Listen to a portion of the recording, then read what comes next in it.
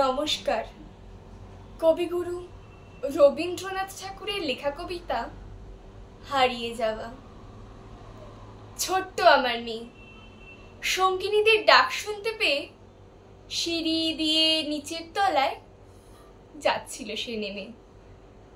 অন্ধকারে ভয়ে ভয়ে থেমে থেমে হাতে ছিল প্রদীপখানি, আঁচল দিয়ে আড়াল করে চলছিল সাবধানী।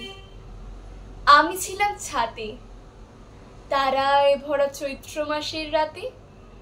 হঠাৎ মেয়ের কান্না শুনে উঠে দেখতে গেলাম ছুটে। সিঁড়ির মধ্যে যেতে যেতে প্রদীপটা তার নিভে গেছে বাতাসেতে। শুধাই তারে, কি হয়েছে বামি? সে কেঁদে কয় নিচে থেকে, হারিয়ে গেছি আমি তারায় ভরা চৈত্র মাসের রাতে। ফিরে গিয়ে ছাতে মনে হলো আকাশ পানে চেয়ে আমার বামের মতোই যেন অমনি কে এক মেয়ে। নীলাম্বরের আঁচলখানি ঘিরে দীপশিখাটি বাঁচিয়ে একা চলছে ধীরে ধীরে।